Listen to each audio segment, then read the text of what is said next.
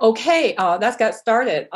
So welcome everybody. This is our sixth webinar organized by the Critical China Scholars.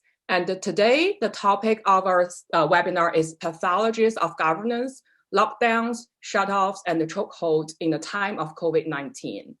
So January 23rd marked the one-year anniversary of the first lockdown during this global pandemic in Wuhan, China. In the past year, the pandemic has really laid bare both the destructive logic of capitalism and many of the pathologies of the state, as well as of the social. So today we organized this webinar in order to try to reflect on some of the most difficult moments in this past year and ask some very difficult, challenging questions, as we hope, and to open new conversations and new perspectives instead of rushing into some conclusions. And my name is Yiga Dong. I'm teaching at SUNY Buffalo. I'm the moderator of today's events. Joining us today are four powerful minds from 3 continents, 4 countries or regions who will provide their own take on these issues. And each of them will have 10 to 12 minutes to present their ideas. And after that, we'll take questions from the audience and have a Q&A altogether. But please feel free to type your questions in the chat box as we go and anytime. And our operators behind the scene will collect your questions. And so before each of the presenters presents, I will have a brief introduction of them. And our first presenter is Dr. Yang Zhang. Yang Zhang is a cultural anthropologist teaching at Hong Kong Polytechnic University. Her research focuses on urbanization, migration, mobility, housing, and social reproduction, and state formation. Her publications have appeared in many places, such as China Information Anthropological Forum, Urban Studies, Dialectical Anthropology, so on and so forth. And before I let Yang start, I'll just remind everybody, please, in order to make sure our online streaming is smooth, please turn your camera off. And please double check whether you already muted. Thank you so much. All right, without further ado, Yang, please. Thank you very much, Yiga, for the introduction. I'm really pleased and honored to have this opportunity to share some of my thoughts and reflections on China's COVID experience at the one-year anniversary of Wuhan lockdown. And today, I would like to share 3 points. And all of these points has to do with how lockdown was and has been implemented in China. And my first point today is about how the state eliminates the so-called unnecessary movement to contain the virus. And even though China's lockdowns seems to be very abrupt and very sudden, the capacity, in my view, to carry out such a sudden response to the pandemic has to do with China's long-term experiment of population control. For instance, the widely used sealed management or 封闭式管理 during these lockdowns is not something new. It has been used to control the movement of rural migrants for over a decade. In Beijing, for example, in 2012, 668 urban villages were implementing sealed management. That meant the village gate was closed every night, and the village was placed under curfew, and the in and out of the village was strictly controlled. And beyond the migrant communities, China has been trying very hard to turn residential units into the basic units of governance for more than a decade too.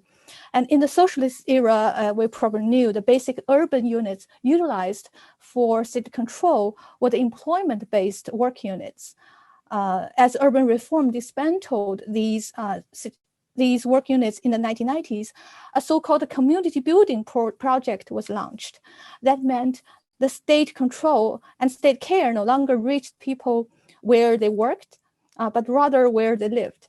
And starting from 2000s, community began to acquire its physical and institutional outlook. Community centers were erected, and community workers were incorporated into the employment scheme with low yet stable salaries.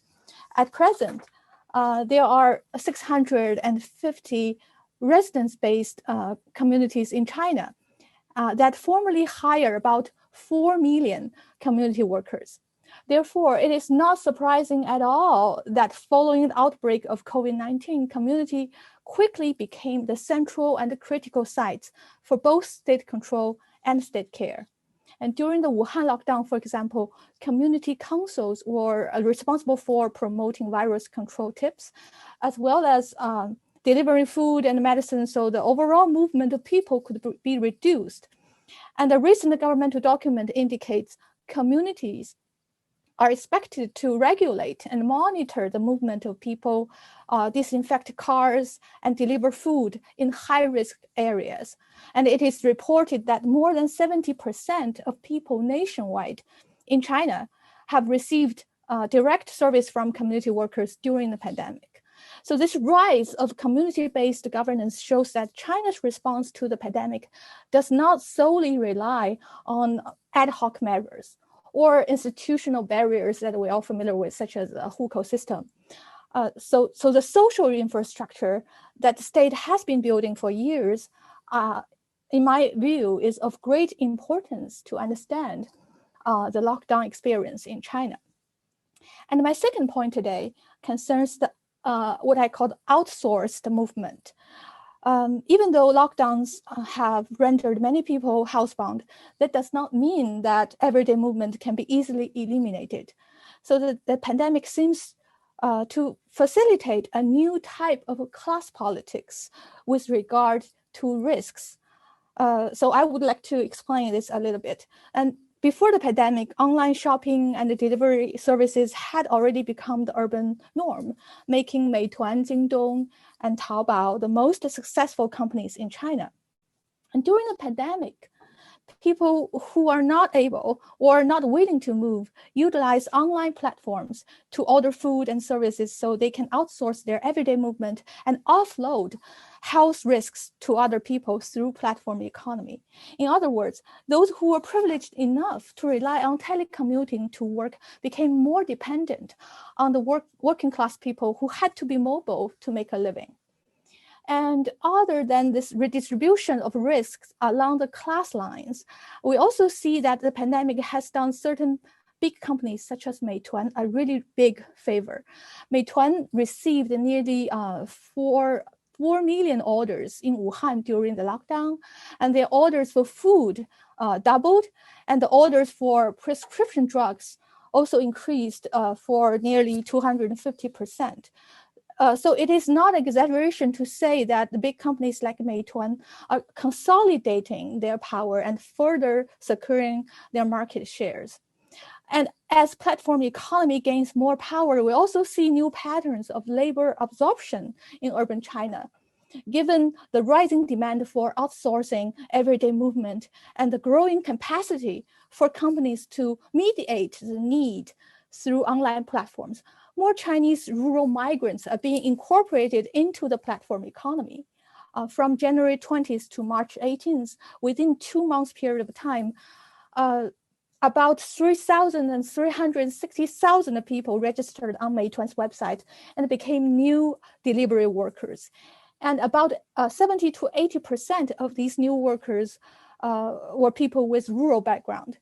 So this new pattern of labor absorption might reconfigure the nature of labor precariousness in China in a very profound manner.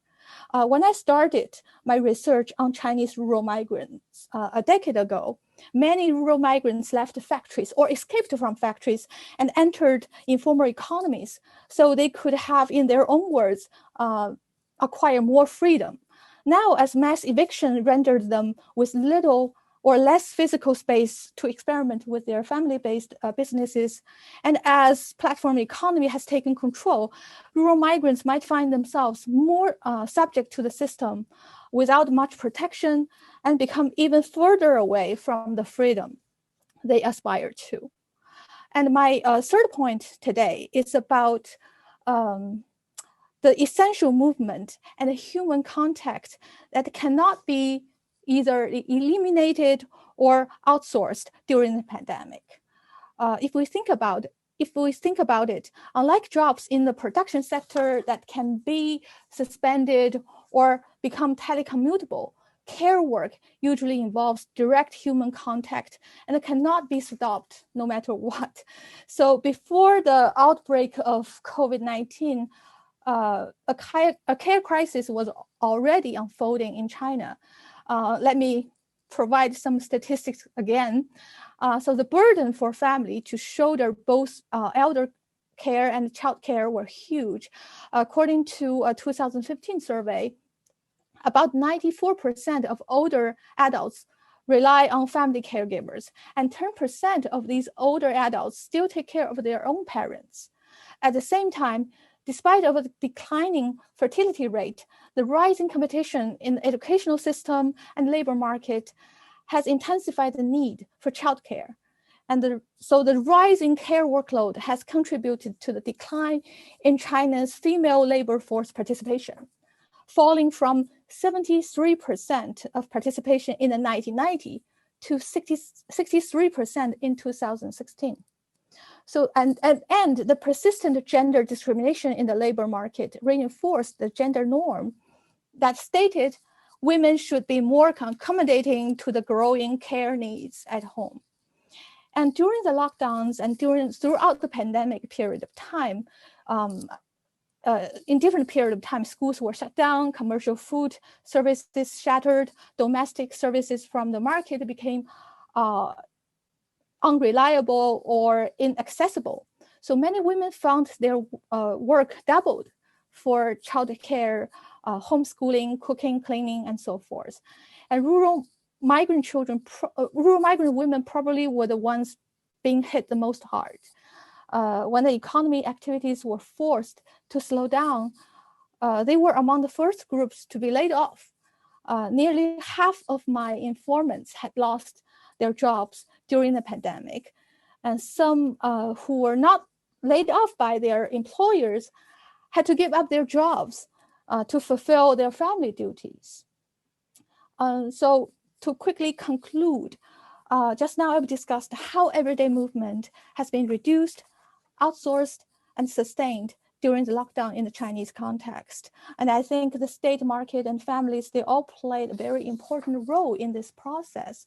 But from my point of view, I think right now, if we look at the picture, right now, I think it's quite gloomy because on the one hand, the big companies have gained more power and absorbing low-skilled workers without providing adequate protection.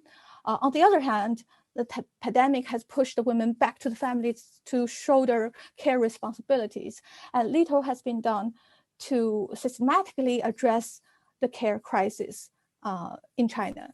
So I think if the pandemic illuminates the importance of social reproduction and how badly we actually need a human-centered economy, the responses so far tells us actually we still have a long way to go to achieve that goal, and little has been done to push towards that direction. So that's my presentation today. Thank you. All right, wonderful, Yang. You're right on time. 10 minutes and a half, wonderful. And it's really rich and fascinating. Thank you so much. So before I introduce our next presenter today, since we have a larger audience right now than we just started, let me have a chance to introduce, thank our co-sponsors for our event, actually the series of our events. So we want to thank the Made in China Journal, Position Politics, and the Gongchao for co-sponsoring this webinar. Okay, now let me introduce our second presenter. Dr. Marius Meinhof, who's a sociologist at Bielefeld University in Germany. He's actually zooming in from Germany. And his research interests revolve around post-colonialism and the notions of modernity in China. And he's also working on governmentality in China, primarily in the areas of consumption and of intergenerational relations. He has authored the monograph Shopping in China and co-edited the special issue Post-Colonialism and China. And he also wrote a lot on this COVID topic. So without further ado, please join me to welcome Marius, and you have a PowerPoint presentation, right? Yes. Yeah, please start sharing your screen. Thanks. So, hello. First of all, I'm very honored to be here today, and especially because some of the people here I already used in teaching, for example, their texts. So that's for me very special. I will show you a presentation. Does it work? Do you see the presentation? Yes, right? Yes. Okay, you great. can play the full screen to make it a little bit larger if you can. But I don't know how to do that. Sorry. This is good enough. Yeah. Okay. So I use this because we have some images that are, I think, quite impressive. So I will today present my research on the coronavirus discourse in mass media, or rather a small part. I will focus on Orientalist depictions of China in the Anglo-American mass media. Originally, I wanted to depict the discourse in Anglo-American media and in Chinese media because they often co-produce very similar ideas of China versus the West. But I have too little time for this, so I focus on the Anglo-American media, but you're welcome to also ask me questions about the mass media in China or in Germany. I will not give you extensive background info on this coronavirus crisis because I think you all know about it. I directly dive into the topic. In January and February, the Anglo-American mass media have reported a lot about the coronavirus in China.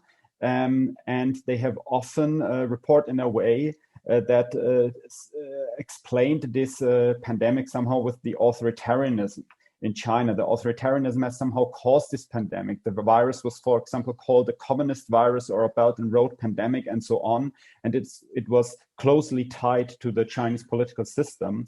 And if we take a closer look at this, I think it was not just a critic on the authoritarian system, but it followed a structure that Daniel Vukovic has called the new Orientalism. That is Orientalist othering, but re-articulated in a political language. So the classic Orientalism would depict Asia, for example, as collectivist, spiritual, barbaric, and so on. The barbaric other of then the individualist, scientific, and civilized Occident, in order to depict Europe as superior. And this new Orientalism does basically the same, but it revolves around a scheme of authoritarian versus liberal. It reproduces many of the cultural stereotypes of older colonial discourse, but in a political terminology. So in the early reporting on COVID-19, China was described as the authoritarian other of the liberal West. And as such, it was described as essentially inferior. And this inferior otherness or essence of otherness that as which the authoritarianism was depicted was the reason why the pandemic escalated in the mass media depictions. Also, like classic Orientalism, this new Orientalism would deny Chinese the right to speak truth in the discourse. So Chinese voices were often seen as censored or propaganda or Wu Mao and so on. So it was the task of mostly white Western experts to uncover or guess the truth about the pandemic. And this truth was then usually that it was caused by the internal failures of authoritarianism. And at the same time, this otherness was often depicted as fragile. So the Chinese authoritarianism was depicted as being as short before breaking down, probably to pave the way to a rise of a liberal system. For example, the virus was predicted to mark the end of Xi Jinping's rule or to mark China's Chernobyl moment, which would then lead to a system change. Through this discourse, the virus was associated with China and put in distance to the West. Often we saw even in the same newspaper accounts of a catastrophic disaster in China, and then the next day in the same newspaper an insistence that the coronavirus in the West is harmless, just the flu, and so on. In other words, we were depicted as the liberals and therefore not threatened by the virus tied to the authoritarian system. And around March, this changed when the pandemic started to erupt in Europe. The focus shifted from the weakness or inferiority of the other to a rejection of its authoritarian methods. So people ask now, how can Europe cope with the pandemic? And a little bit later also the US, but they still rejected the idea that we're somehow share something with China. The focus was now on the fundamental otherness of the methods that China used to control the virus, and implied that we have to reject these methods. When depicting the way China coped with the virus, the mass media put an emphasis on the lockdown in Wuhan, and the lockdown was described, for example, as Mao-style social control or as totalitarian, and in general rejected as illiberal. Therefore, we had to reject it because of our identity as the liberal West. Due to its otherness, the Chinese approach was seen as inappropriate for liberal societies. For example, in Germany, a lot of commenters stressed that we do not want Chinese methods, and Chinese methods here means totalitarian or authoritarian methods. And this was sometimes coupled with an idea that I call a colonial temporality. That is the idea that where you have some normative orientation of time that is progressive, but the real time is depicted as fragmented. So you have it's good to be progressive, but you at the same time describe some places as lagging behind others.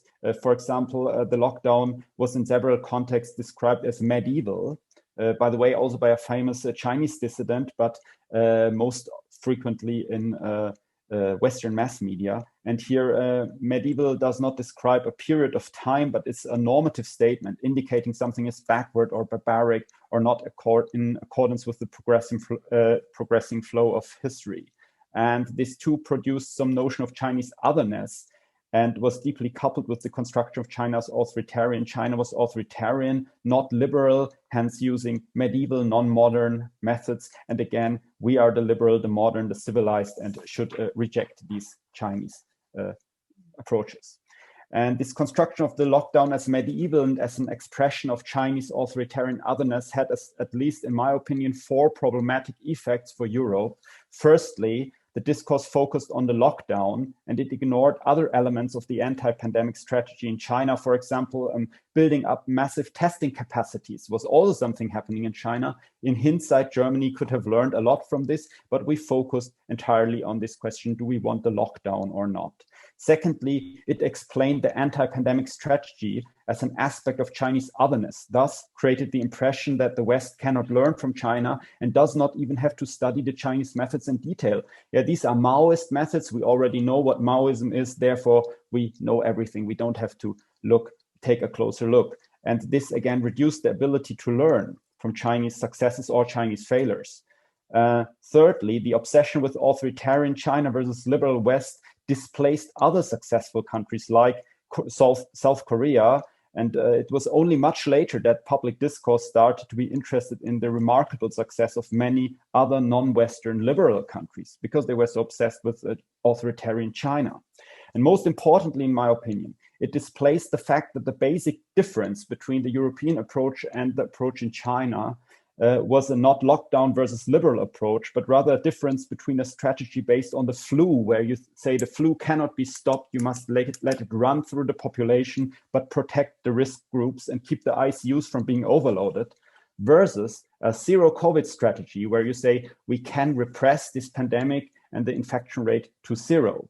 And by making everything a matter of authoritarianism versus liberalism, this fundamental difference in the depiction of the pandemic itself, you must treat it like the flu, or you must treat it like something that can be repressed to 0, was overlooked. And by the way, the WHO recommended the zero COVID strategy already in late February, but then again, the mass media comments, which were obsessed with us versus China, saw this as a proof that the WHO is diplomatic on China or too soft on China and so on. An intense debate on flu strategy versus zero COVID strategy did not happen. Instead, we debated liberalism versus authoritarianism. And I think that's true for Germany too, and for the US too. And in April, many Western countries had now more cases and often more deaths than China ever had, and almost all of them went into some sort of lockdown themselves. And this could have been the moment of reflecting on the problems of Orientalism in the discourse. And some very few articles at that time did this. And we could have started to look intensely at how Southeast Asian countries in fact contained the virus and how they grappled with the second waves. However, the few attempts to do so were almost immediately blocked by a new transformation of the Orientalist discourse. Now, China was increasingly described as a threatening other, and praise of China's success was seen as part of an attempt of China to change the narrative, which in turn would somehow undermine democracy. Various think tank experts warned that China might change the narrative and that we would now have to insist even stronger on pointing out China's initial fault and China's mistakes in January and so on, and not focus on what we could learn or what we could have done wrong.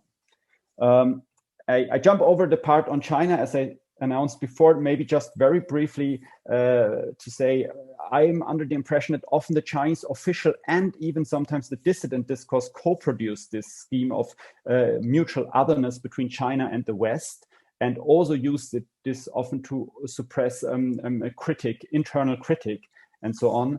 I just don't have the time to elaborate on this in detail, but we can discuss on it if you want to later. So I come to my conclusions. I think that the new Orientalism hampered response to COVID-19 and distracted from a realistic image of what happened in China, including a realistic image of the lockdown and its role in the anti-pandemic strategy in China. It made it difficult to learn from China and also from Korea, etc. And it distracted from a helpful sense of vulnerability and self-critic in many Western countries. It also rationalized racism against Chinese, often, which was that they accuse us of racism because they are doing propaganda for China and so on. And it was also in parts co-produced between China and the West. And my last point, maybe I'm a bit afraid at the moment that this whole COVID-19 Orientalism could become a problematic foundation of a new China discourse in the coming years, because that would be really a bad foundation for such a discourse. Yes, thanks a lot. That's my presentation, and I will stop it now. Wow, wonderful, and also right on time, and it's super interesting and very systemic analysis that's really provoked a lot of thoughts that we'll discuss later. But thank you so much, Maris. Okay, thanks a lot. Yeah. So our third presenter today, let me introduce Dr. Gautam Han, and he's a senior lead researcher at Indian Institute for Human Settlements based in Delhi, and you're right now zooming from Delhi, right? Gautam teaches researches and writes on the politics of urban poverty and inequality, urban and planning theory, housing and identity and social practice. He's a very prolific author and editor in both academia and the public intellectual space. His most recent monograph is In the Public's Interest: Evictions, Citizenship, and Inequality in Contemporary Delhi. Please join me welcoming Gautam to start his presentation. Thank you so much, folks, and thanks very much for having me here. I wanted to do something just particularly on the lockdowns and COVID from India, but also specifically because I am by training an urbanist, and so to think specifically about the questions of what it means to think about the pandemic from the point of view of specific urbanisms.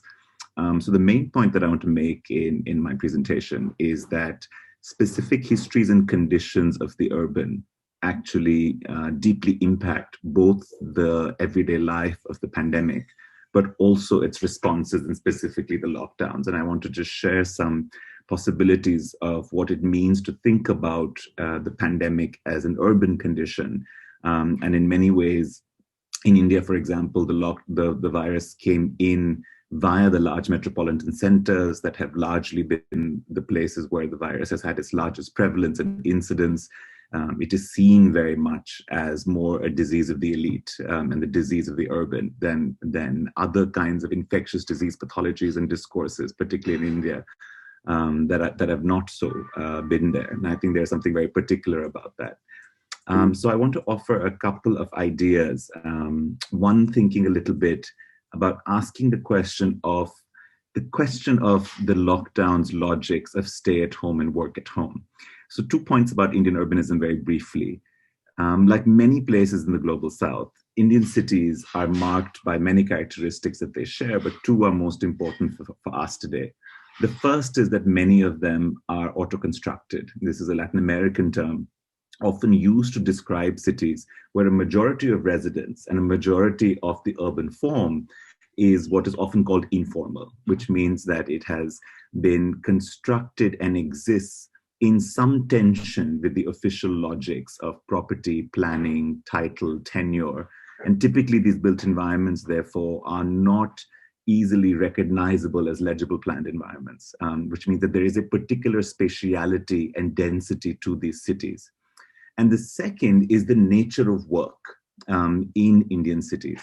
8 out of 10 of all workers in India work in the informal economy. In large cities, for example, Delhi, 60% of employment is covered among 4 large sectors among the working informal workers of the city: domestic work, construction, street vending, waste picking, and home-based work. When you think a little bit about these 2 dominant urban conditions, the 2 logics of the lockdown, the notion of stay at home and work at home, actually in many ways were impossible. They were impossible conditions within Indian urbanism.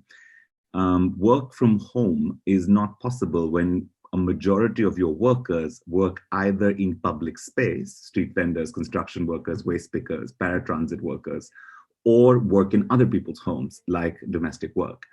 And so in many cases, precisely the possibility of following the conditions in terms of the lockdown meant that for many Indian urban workers, following the lockdown meant making a choice between livelihood and health.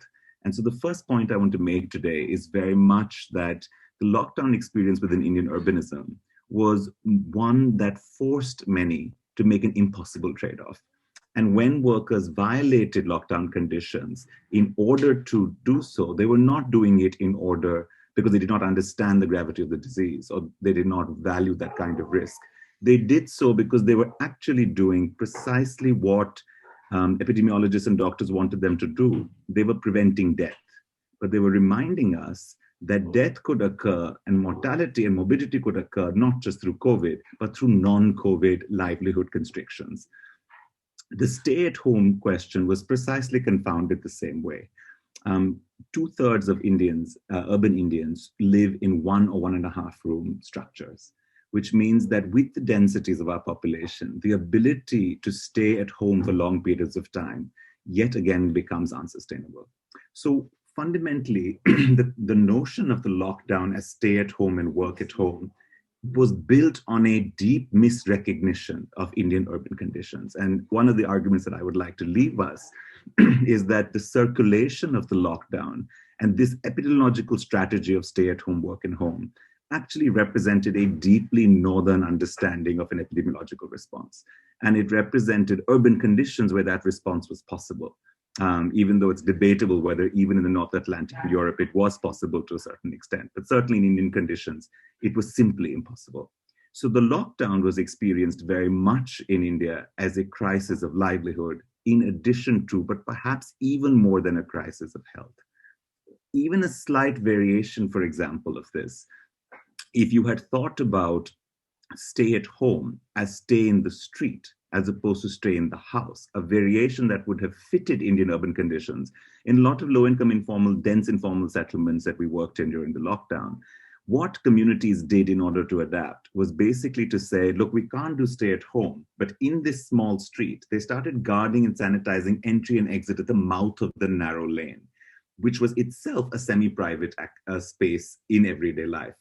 And had we thought about the lockdown in terms of staying within the street, we could have had actually an effective and sustainable system that would not have led to such severe impacts on families. And I think that one of the other points that I want to bring up again is that India's experience of the lockdown and its urban conditions have not been to create new forms of inequality or stress. they have highlighted and deepened existing inequalities within Indian urbanization. And I take the example of access to water and sanitation. The lockdown's provocation to wash your hands insistently did not account for urban communities that do not have access to individualized water and sanitation, which defines precisely the same informal working class communities that I was speaking about earlier. So in many ways, the lockdown imposition in India actually was one of the most stringent in the world. And the reason those conditions actually had to be so powerfully enforced is because a voluntary ability to follow them was nearly non-existent. So in many ways, what the pandemic has shown in Indian urbanism is both a misrecognition on the actually existing conditions of our cities, but also a willingness to take a global mandate of stay at home, work at home, and assume that it would work within our urban conditions, which it wouldn't. And what this has led to, and I wanted to give you a kind of, this is the image that really was the most powerful image for all of us from our experience of the lockdown, that when these twin conditions of realizing that the pandemic was experienced as a livelihood crisis before it was experienced as a health crisis for most urban Indians, what it meant is that people began walking with their feet. The buses and interstate travel and interstate trains and flights were suspended, which meant that people began to walk. And what we saw then is the largest human movement in India since the partition of the country in 1947, which itself is one of the largest human mobilizations and movements in history in any country. And what we basically saw is millions of people leaving cities, given precisely their inability to negotiate conditions of lockdown, and walking hundreds of kilometers out from cities into the questions, into native districts that had to then absorb them.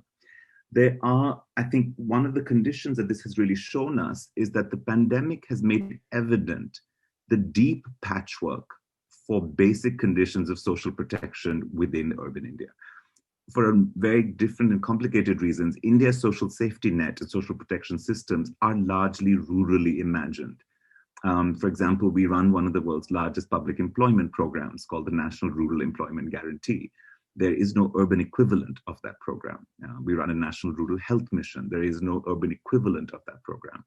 So welfare in India is largely rurally imagined, even though productivity and employment are urban centered. This is the structural disjunct that Indian urbanization deals with at all times. But one of the things that it absolutely showed, the pandemic has made evident, is how inadequate and how vulnerable urban social protection was even before COVID hit, leaving workers no choice but to exit. And I'll end very briefly by just making one point that shows us this, which is that one of the partners that we have long worked with is a domestic workers union in a northern Indian city called Jaipur, a city of 5 million, so medium sized by Indian standards. And we asked 500 of those domestic workers that when the lockdown began, what was on their mind? We were doing this research for the union because the union was desperate to figure out a strategy to help its workers. And one of the things that I think is really important is that health was a distant third on the list in the middle of the lockdowns. And I think this really underscores that point about understanding COVID as a crisis of livelihood and social protection, far more to me than understanding as a crisis for health and a pandemic that has to be understood epidemiologically.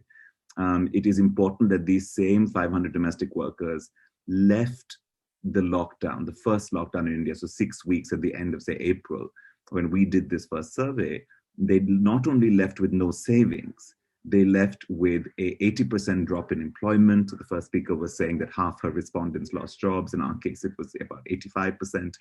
And they also left with about 10,000 rupees in debt. To keep this in perspective, this is about 3/4 of a month's wage. And most of that debt was rent. And I go back again to think a little bit about how particular urban conditions and the absence is of understanding urban precarity and patchwork social protection are the reasons why we have not fully been able to capture the impact of the lockdowns on COVID. And I am actually repeatedly sort of separating and saying the impact of the lockdowns and not the impact of the pandemic, because I believe that the misrecognition that I pointed to earlier has meant that the deepest impact on the working poor in Indian cities has not been of the epidemic, it has been of the lockdowns.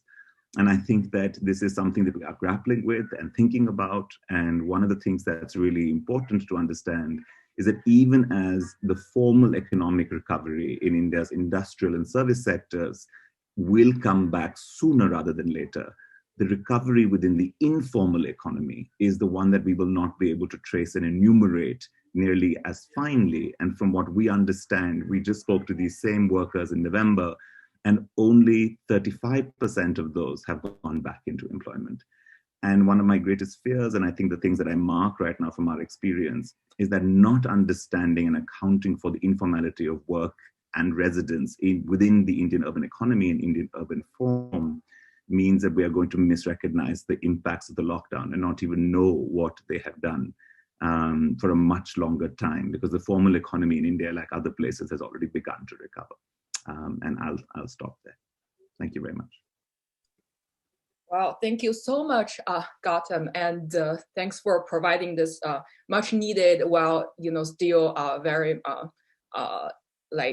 not yet perspective that's not really been talked about so often yet. And great, thank you. We'll discuss more about this. And please, everybody, if you have any questions, please remember to put them in the chat box, and so we can start collecting and start the Q&A after our fourth presenter. So right now, let's welcome our last presenter today, Dr. Brandon Mcquaid, who's assistant professor at the University of Southern Maine, Department of Criminology. His areas of expertise are historical sociology, state theory, the critique of security and social movements. And his most recent publication is the monograph, Pacifying the Homeland, Intelligence Fusion and Mass Supervision. All right, the floor is yours, Brandon. Well, thank you, everyone. Thanks for the invitation to speak today, and thanks for everyone for taking the time to listen. Today, I'm going to be drawing on a paper that I wrote back in March with Mark Neoclaus, a philosopher at Brunel University, which has since been published in Radical Philosophy. And in that paper, we argue that the old idea of medical police can help us understand the new conjuncture finally and decisively inaugurated by the COVID pandemic. So it goes without saying that the pandemic has posed questions that push both individuals and institutions to the breaking point. How many healthy people does it take to make an economy run? How many sick people can a healthcare system handle? How many vulnerable migrant workers does it take to run a health system? How many dead friends, family members, and lovers will the people tolerate? So as pundits, quacks, and hacks debate the number of corpses that would make an acceptable blood sacrifice to capital, aka reopening the economy, the plague is exposing the strategic orientation of the state. And in this orientation, the broader police project that has always been central to the fabrication of capitalist order, making and remaking the working class, policing crises, and keeping the great machinery of global accumulation churning, is now most manifested in a series of measures around health, disease, infection, immunity, illness, and well-being. So for this reason, the term medical police is once again a powerful critical resource. So the idea of medical police harkens back to the early modern period. This was an extended historical epoch of systems transition, when the modern order of things was still being consolidated and older ways of living were being systematically destroyed. The plebs and proles and working class in the making were entangled in both the circuits of capital accumulation and the vestiges of pre-capitalist economies centered on the commons, which went beyond shared property, the commons, and entailed the shared knowledge and communal organization of social life, practices of commoning. So this systematic colonization of the social world was the process Marx called primitive accumulation, the intervention of the state to transform the commons into private property, dispossess and uproot the people from the land, and rebuild social order through the wage relation. During this period of dramatic and violent change, the nature of state power was stark, its oppressiveness was plain, and its function was unambiguous. At the heart of this was police power. Now, at this time, police meant everything that we would today call policy, including welfare, education, urban planning, and of course, law enforcement. Included in any list of police activities was a set of what we would now designate as matters of public health, but which at the time went by the name of medical police.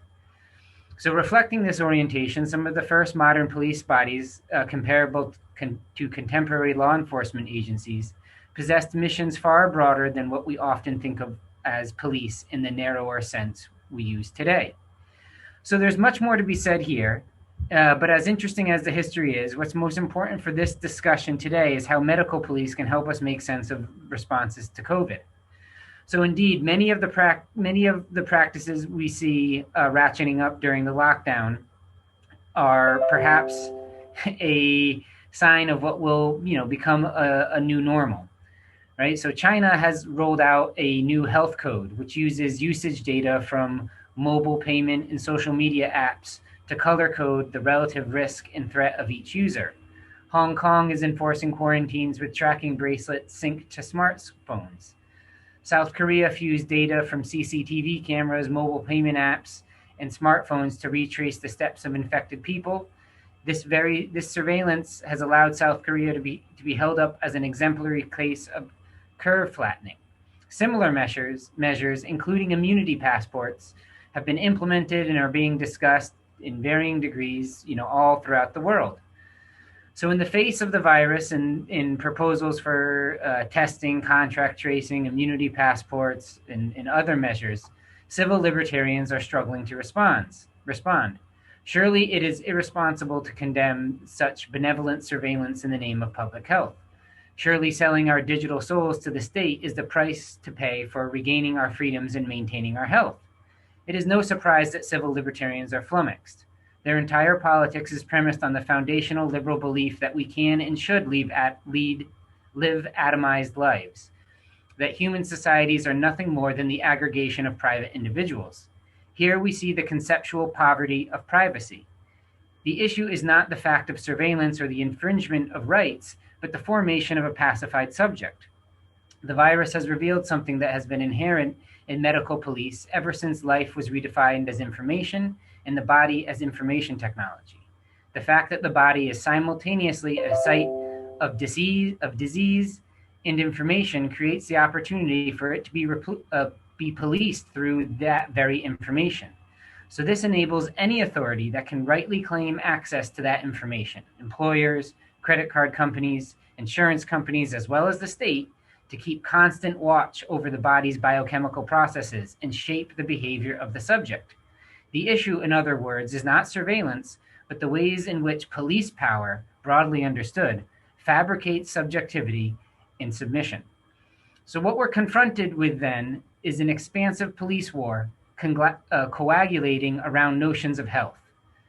Precisely how we might develop and configure our own collective notion of health without succumbing to the medical police will turn to be one of the most pressing questions for the foreseeable future, not least because in a society racked with terrors, the terror of disease is among the highest. This is why why public health as a form of social policing can so easily go unchallenged. No doubt some form of socialized medicine for the many is better than privatized insurance for the few, but the problem is much deeper than the structure of the healthcare system. So in this regard, we could do much worse than to revisit the category of the critique of the category of health. Under conditions of capitalist exploitation, to be declared healthy means nothing more than to be declared fit for work, which of course is the very reason police power animates the bourgeois state. If health is a performance in a social script, as Ivan Illich put it in Medical Nemesis, then that script is written for us by capital.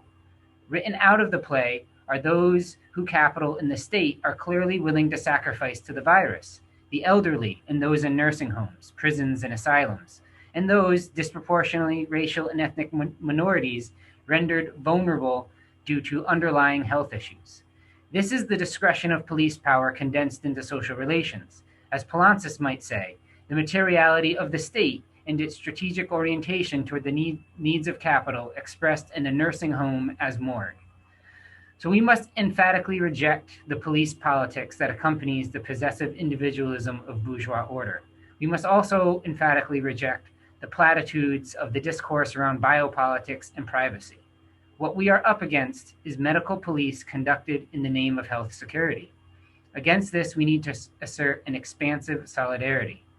This means learning and understanding how to care for each other, minds and bodies, fragilities and pleasures. And it means doing so without succumbing to the ideas that our bodies are always already at war, without buying into bourgeois notions of illness, and without thinking that well-being is something that needs to be policed or secured. All of which is a challenge that demands a positive politics rooted in a conception of human need, one that seeks not only to meet human needs as needs, but build momentum towards systems transition. So the antithesis of police is the commons, a fact that is quite explicit in early modern writings on the police, whether medical or otherwise. Perhaps as part of the new struggles against police powers, we need to articulate a new commons of health against the medical police. In this sense, the pandemic has already made some of this work a top priority, with ad hoc efforts at mutual aid. In the United States, such efforts were simultaneously overtaken and accelerated by the anti-police protests that have spiraled out of the George Floyd rebellion, the terrifying specter haunting the bourgeois imagination, the specter of the commons, of the communism of a non-policed order, of a world beyond police. So whether these struggles against policing in all its forms can grow into a sustained project of anti-capitalist world-making remains to be seen. It's not yet clear how we might move on from defensive efforts to mitigate the worst harms of police, whether medical or otherwise. And in that sense, the challenge of abolition inspires both wonder and terror. Will popular responses to the pandemic produce new solidarities capable of providing public health in such a way that the normal plagues of our times, addiction, suicide, depression, and the grotesque inequalities in social harms of our world, will they ever get the same collective attention as the exceptional pandemic? Will the revolt in the United States be mollified by divesting from the armed, uniformed police, only to reinvest in the softer power of social police? Or will the break be further reaching? So the new conjuncture of pandemic and depression presents new possibilities. In the face of a moment both awesome and frightening, we must resist the seductions of security, including health security. So in closing, beware medical police, recreate the commons. Thank you. Wow, great. Thank you, Brandon, for this very powerful and radical approach to critiquing the policing state in the broader sense. Wonderful. So thanks so much for our panelists. And I've seen a lot of questions coming in. Thank you, the audience. So we'll do this, I guess, in several rounds, since we have a nice 35 minutes left. And I've seen that the questions coming from about 3 different perspectives. One is asking individual panelists on particular cases of their studies. And then I saw a lot of questions is related to this China-India comparison, very, very interesting. And also, at the third perspective is more broader, general conceptual questions relate to this topic. Why do we start with the more particular questions to each of the panelists? So I'll give each of the panelists one question for you to start with, and then we'll save other questions for the next few rounds. So let me go with the order of the presentations. So for Zhang Yang. I think the first question for you is, can you say something about the penetration of state control at the very granular level in Chinese cities through community control, like residence committees? What role did that play in the pandemic? Also, can you discuss recent debates about the current lockdowns in China in the Chinese social media, that North China was kind of strict and unreasonable, while the South is more targeted and concerned about livelihood impact? Is this discourse something accurate? If so, is this related to the political economy of different regions? Dominance of state economy in the North and the private in the South, is that the case? So this is for you. I'll ask the questions for the rest of the panelists, and then you can, Zhang Yang, you can start answering them.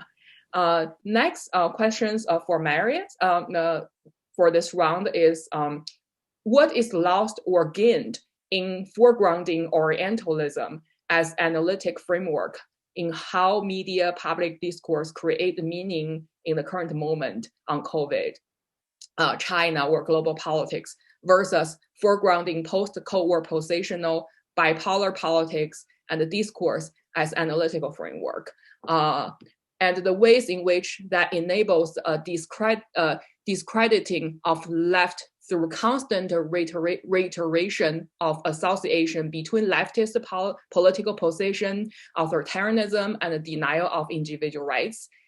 It's a long question. It seems to me that the liberal democracy versus authoritarian states discourse draws on Cold War bipolar framework that worked or works to silence, marginalize, and seriously consider projects and alternatives from Asia. Yes, I think this question is also typed in the Dropbox, in the chat box. And then I think for Gautam, for this round, the question is, what was the condition of the lived-in domestic workers compared to itinerant ones? Will you shed some light on their lived experience? It's a very interesting talk, and I think that's a question for now. I think because Brandon, you presented the last, so maybe for this round, I'll start with the first three, and save for your questions in the next round. Okay, so Zhang Yang, would you please start? Okay. With you. Thank you. Thank you, Yigu, and thank you for the question. I'll try to answer the question and put my thoughts together. I think the question concerns with, as I can see in the chat box, it concerns with the uneven reinforcement of the lockdown in China. And I think in popular media, we can see there were a lot of discussions about how the North is different from the South, and also there were discussions about how the urban lockdown measures differs from what has been going on in the rural area. So I think this triggers a lot of interesting discussions already. From my perspective, I think it kind of goes back to what Guantam just talked about. You know, in China, I think this disease is also in some way perceived as an urban disease and urban condition. So I think in rural China, there was a very strong fear towards the outsiders and toward the disease. So what we can see is that the rural villages and the township level government households, they, especially the township level and the county level government, they may have more strict control, you know, to maintain, to contain the virus. And I saw some report saying that the smaller the city is, the longer quarantine time they would usually require. So what we see is a very contradictory situation in China, because usually it's the big city that have more cases, but it is also usually the bigger city that have less strict control, shorter quarantine time, except Beijing. So this is what has been unfolding in China, and I'm not very sure whether or not it has to do with the North being having more kind of a closer relationship with the state, or I'm thinking it probably has to do with resources, because cities like Shanghai or a lot of the smaller cities in the south, they have better resources, medical resources, and they were able, they are more kind of resourceful in response to the crisis,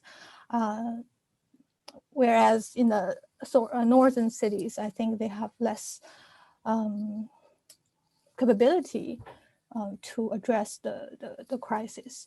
So I guess that probably contribute to the differences.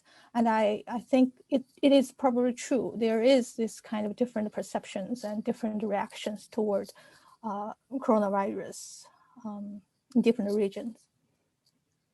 Igor. All right, great, thanks. So Marius, would you please start? Oh. Yeah, thank you. Yes, I'm sorry, I did not fully understand the question. I could also not find it on the chat. If I understood it correctly, it was what is gained or lost by using Orientalism as a theoretical framework versus something like a bipolar world order. Is that correct? That's the question. Yeah, that's the question. Yeah, I'm sorry, I didn't realize it's not in the chat box. Okay. Yes. Yeah.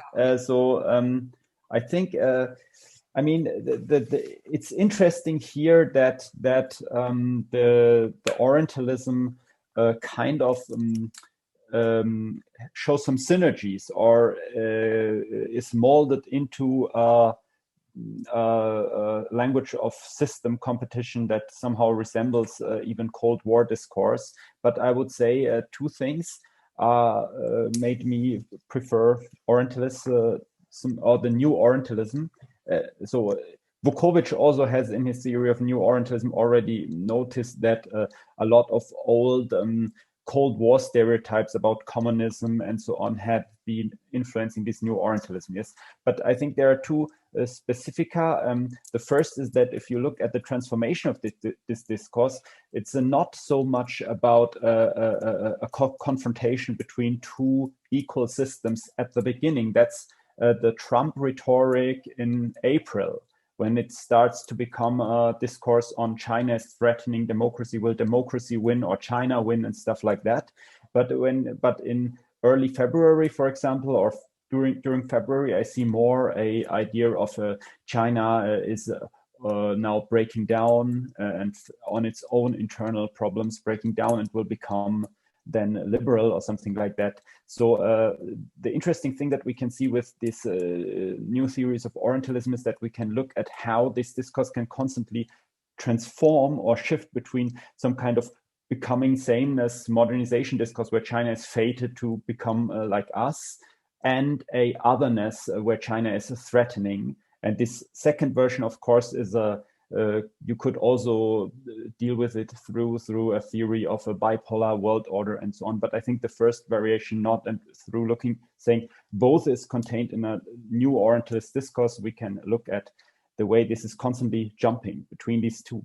So therefore it can never be wrong. If there is a crisis in China, it's a proof that China now breaks down and becomes a liberal. And if the crisis is overcome in China, then it's a proof that China is threatening. So it can never fail. And that is a strong point for this Orientalist theory. And the second thing is that I think we can very clearly see how it helps to how this construction of an authoritarian other helps to stabilize our own identity as liberal in a world where, let's be honest, the authoritarian ideas are also quite fashionable in many Western countries at the moment. Most extreme example would be people that see Trump as the defender of liberalism, right? That would be an extreme example because he is against China.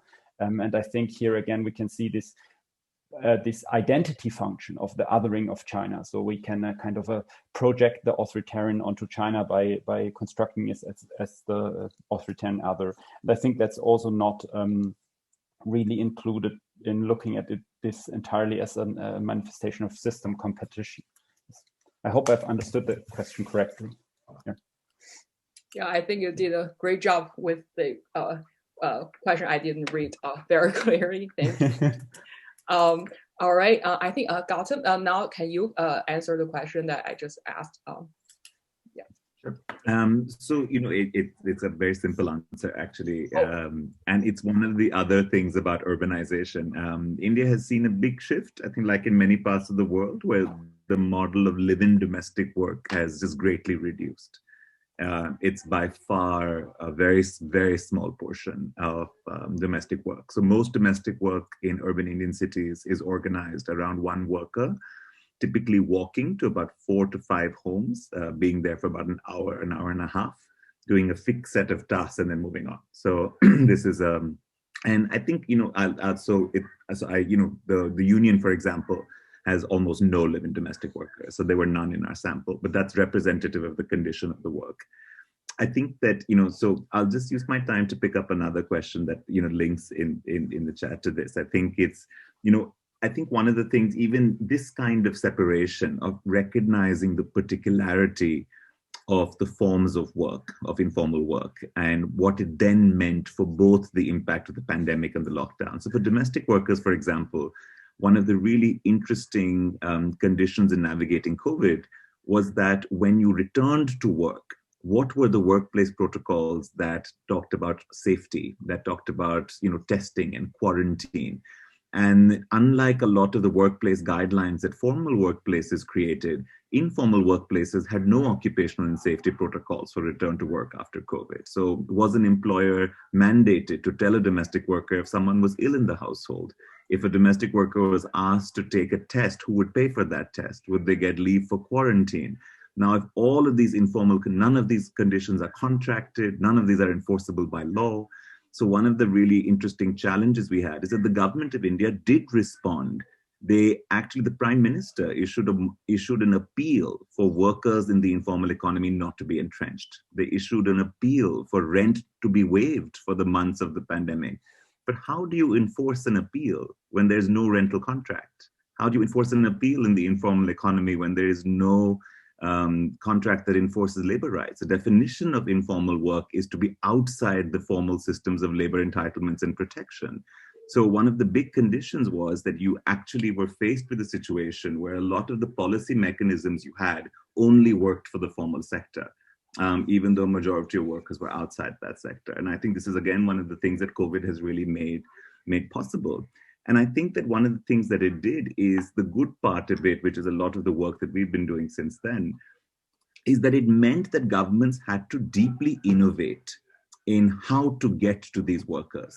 And so I think the important archive of COVID on the positive side of things is every state government and every central government in India had to innovate new mechanisms of delivering cash transfers, emergency food relief that they did not have as normal social protection. Delhi, where I'm based, basically ran a large-scale public feeding program out of 1,500 government schools, temporarily converted into hunger relief centers, where they created a system of a temporary food coupon that people could use in order to get dry stock goods, for example. And there were new categories across states that created new categories of claimants. People started talking about stranded workers and distressed residents, temporary programs of emergency cash relief and small loans. Even debates on basic income were reignited. So on the positive side, in some way, everything that had to be done. So in India, we had a strange cycle, right? The lockdown was imposed very early when cases were very low, and it was very harsh. So we could never separate the pandemic impact from the lockdown impact, because we felt them both at the same time. And when the welfare impact began to be clear and workers began to leave cities and start taking to highways on foot, an emergency system of relief was set up. And this relief, I think, in many ways, is a really powerful diagnostic of actually the social protection we should have had before the crisis. It's exactly the systems that should be normal everyday safety nets. So in many ways, a lot of the work that's happening right now is to try and understand how can we hold on to what was promised temporarily as relief, and how can we hold on to it and transition it into institutionalized social protection. And I think that, I think there are very, very powerful structural reasons why we didn't have that social protection in the first place. So I don't think this is just a question of learning lessons. I'm not very fond of the crisis as a lot to teach us in the golden rule kind of language, but I think that it gives a terrain for struggle, for researchers, for policymakers, for activists. It gives us something to fight for and say, if a 6-week lockdown can erase the savings and erase the ability to stay in the cities for hundreds and thousands of workers, that is telling us about an absolutely unacceptable social protection net. So there is a way in which now the language is beginning to turn to say, what can relief teach us about translating into institutional everyday social protection? What can we hold on to from what we were forced to do in the pandemic because we had no structures that were in place, because the vulnerability that we're seeing now is not caused by COVID or the lockdown. The vulnerability has pre-existed, both of these, and it is endemic and it is structural. And I think one of the things that we've been very insistent on is to refuse this language of 2020 as a paradigm shift. It isn't. The difference is only in degree. It is not a difference in kind. Okay. All right. Thank you so much. Brandon, if you don't mind, I'll read a few questions, combine a few questions that's flooding to you and give you a chance to answer them. So I think the questions are going in the direction about this dilemma of anti-medical policing and fall into being complicit with the anti-vacciner type of attitude. So the question is basically, how would you getting rid of the medical police while at the same time prevent the risk, having the risk of a practical backlash from those who refuse any kind of public health restriction, right? And in addition to the deeper history of medical police, more recently the defund the police movement has pointed to the many roles that the police take in our communities that should be better left to various kinds of care providers. Can you talk more about this? Is that a fix, or do our experiences of punitive public health practices in history lead us to worry about state-organized interventions of any kind? So this kind of dilemma. Thank you for those questions. Those are good ones. On the first point, medical policing isn't like it's not something you simply get rid of. It's it's a strategic orientation of power. It's not, a simple policy. So, when I say, getting rid of the medical police, to me, that's a paradigm shift towards a different type of politics, and that's what I was trying to get at towards the end of my comments, a politics centered around, a radical break in a new conception of human relations centered on the commons, right? Let me answer the first question by answering the second one as well. Right. So when you think about, the expanded concept of police, like that takes you to a pretty strident position, right? Your doctor's a cop, your therapist's a cop, your teacher's a cop, right? Everything is about, the administration of capitalist order, right? So how do you get around that, right? And actually, this how do you disrupt that? This fits very nicely with the abolitionist perspective on reform, right? So, for those of you who are familiar with the criminological debates, one of the tricky things about reforming the criminal legal system is, reforms often end up doing net widening and deepening, right? They extend the reach of carceral power, of police power. They diffuse it. They ensnare more people, right? So when we think about, you know, this debate on defunding the police, and this is a debate that I'm kind of very much involved in, right? My position has been, you know, we need to define the debate on our terms. You know, so if you followed it closely, originally it was supposed to be defund the police, reinvest in care, and reinvest in care got dropped out, right? What does reinvest in care mean? Well, there's a certain social democratic common sense that fits in that, you know, universal health care and guaranteed housing and, you know, et cetera, right? You know, that will get us, you know, that gets us to a certain point, right? That there's other ways to address the underlying, you know, harms that produce, you know, all sorts of, or underlying inequalities that produce all sorts of harms, right? But then there's a, you know, what would it really mean to make a commons of public health, right? So some of the reforms happening right now in the American criminal legal system are incredibly punitive. You know, involuntary forms of drug treatment, right? That isn't something that I advocate for, right? Or I would advocate for, right? How would we have alternative care providers avoid the logic of medical police? It would have to be, it would have to be organized along the lines of a commons, which means autonomous, right? Emphasis on self-determination, right? Voluntary.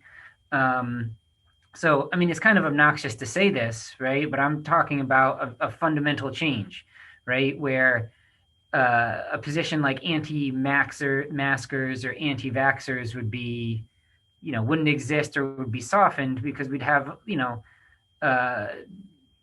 different types of communal relations where, decisions would be made in a different way, right? Like, in a certain sense, I sympathize with the anti-maxers or anti-vaccine people, not in the sense that, I'm against masks or against vaccines, but I'm against, an authoritarian administrative state that's, sorting people to the benefit of capital, right?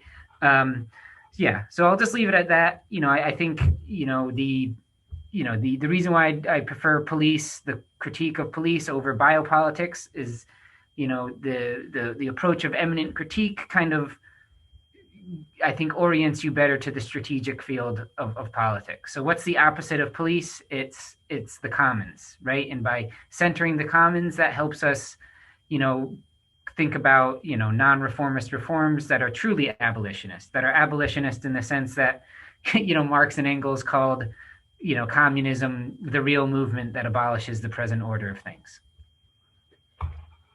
Awesome. Thank you, Brandon. I think because some of the questions oriented towards the kind of China-India comparison that I just reviewed, I realized is asking more about, how do we actually draw the boundaries between political and technical, right? So I'll try to rephrase the questions. That is asking everybody on the panel, and you can answer them in any order you want. So the question I'm here to paraphrase is, I'm curious about how science and the science discourse are used in China and India to portray epidemic policies, which are really social and political decisions, but they were portrayed as neutral, non-political, and necessary. And in the West, we suffer from various forms of science denialism and suspicion, which have been exacerbated disease spread. How do we better engage with science and its language in a critical way that allows for radical critiques and interventions, right, in this age of COVID?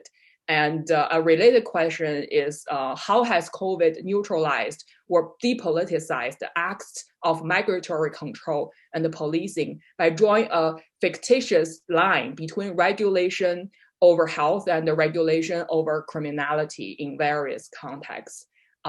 Whoever who wants to start, please feel free to do so.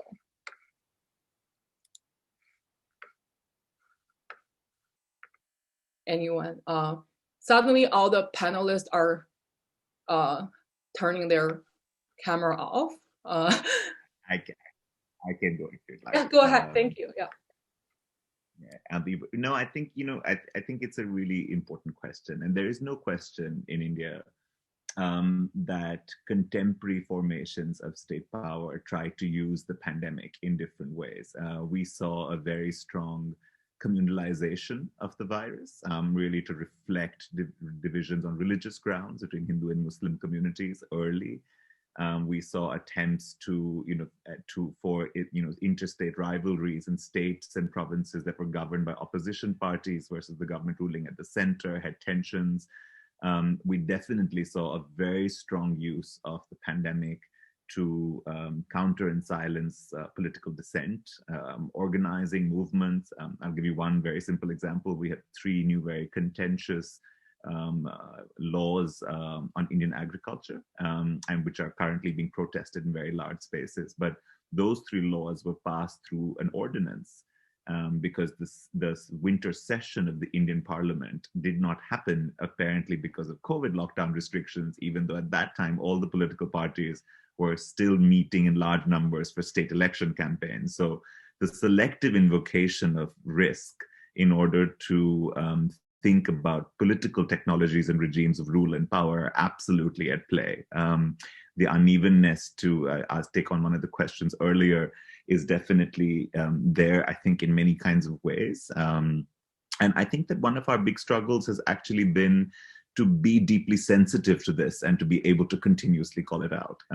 I think that one of the comments in the chat was talking a little bit about the ability of academics and to work directly with communities in some ways here. And that, while that is definitely true, I do think we are in a very difficult time for democratic practice in India.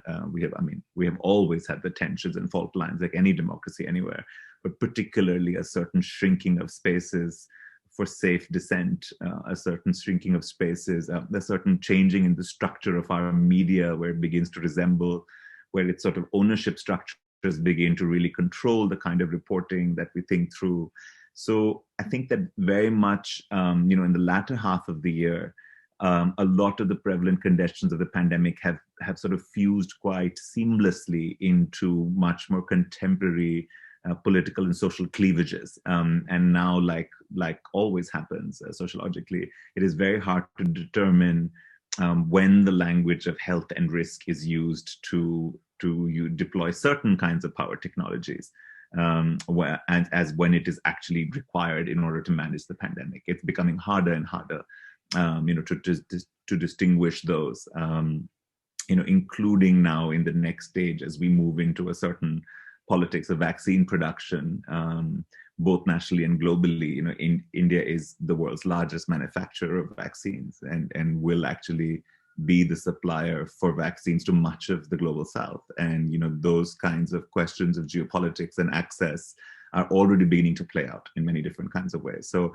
I think that it would be naive of us to expect that a pandemic would not be as fundamentally social and political as any other structural event. I think that one of the things that I have been grateful for, I will say, is that a certain history of India's public health system has meant that we have, even our doctors, and this goes back a little bit to the way, something that Brandon was saying, that I was thinking about how true it held in our case. And I realized listening today that one of the things I have been very grateful for this year is that India's best doctors remain in our public system and not in the private healthcare system. And I think that has made a very deep difference in the way the health and pandemic responses have been debated. I think that it has made a very big difference in the way in which there is at least a certain publicness around the contestation that I'm talking about. And I think if we had a largely private health system, that would not have been the case. And I think that it also meant that in many cases in India, during the lockdown, what was very interesting to see is that large private health infrastructure was temporarily made public.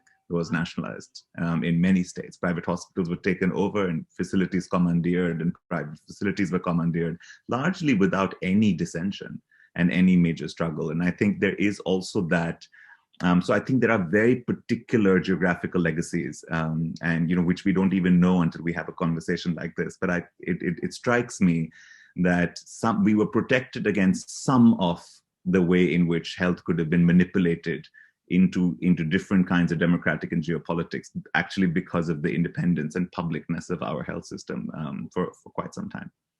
So. Awesome. So Marius or Yang, does anyone of you want to chime in? Yes, okay, go ahead. Yes, so be brief, because we only got like 4 minutes left. Yeah, okay, say very briefly, if I understood the question correctly, I do not see, so for the US, I'm not sure, but for Germany and even for China, I do not see a clear like tendency to depoliticize decisions and delegate them towards scientific experts. I have not seen this because science was often I mean, in China, it was often that the agency of popular groups and criticism on the internet and so on was denied and displaced, and is everything granted to the people by the government. But it was I do not see clearly how science was used to do that. And in the case of Germany, I also see that the science was often depicted as unsure. So we have often like 2 or 3 virologists that tell you different ideas about how this virus works and what should be done, and they can get into dialogue, and through this you have the decisions, or it is depicted that scientists don't know exactly what would be the correct lockdown, and so on and so on. It took a long time until recently that there is kind of a joint statement by scientists who say, by scientific experts that say this should be done and the politic must follow us. So for a long time it was not this case. The only thing that I see clearly is that science was used in Germany to construct a type of science denier who was then kind of constructed as the scapegoat and the symbol of everything that went wrong. So although the politics themselves did so many mistakes in containing the virus, but for a certain time it looked as if all the fault lies with the people who deny science and don't want to wear masks. Also, like maybe in February or March, the German government told us, don't wear masks, don't buy them, they are not useful. And then 2 months later, they suddenly say all the fault lies with the people who don't believe in masks. So there we have some kind of use of science to construct a scapegoat or something, but I do not see this clear tendency to depoliticize. Like scientific facts are obvious, everyone agrees that there is no decision. No, I don't see this in the discourse very clearly. Yeah, maybe just another example to confirm that Europe or US is kind of on this line. But anyway, Zhang, you should go first. You should talk. Yeah. Oh, okay. So I think I just want to talk a little bit about the community I just discussed in response to the question about the regulation. And I think in China, what's interesting about the community governance is that the community usually serves as a contested field in which the state control and the state care can take place at the same time. And I personally, I find it's very difficult to differentiate the care and the control. And I think, based on my interviews with some of my informants, I think they also have the similar kind of experience. For them, they usually have this abstract understanding of the state they're supposed to provide control, provide service and care. And if the state successfully fulfill their expectation, they don't usually perceive the control or regulation as a problem. But usually, when things goes wrong, as you see what happened in Tonghua, and quickly people would start to question the state. And also, there will be a lot of volunteers and community organizations that try to do things, and try to sometimes to have this contentious politics also happening at the community level. So I think there has been this constant negotiations at the community level, and so I think things can be quite complicated in that sense. Well, thank you so much. I think, unfortunately, this arrives at our conclusion of this panel. Sorry, Brandon, if I didn't give you more chance. But I want to say, like, it's a luxury to have the four of you here, and also the audience.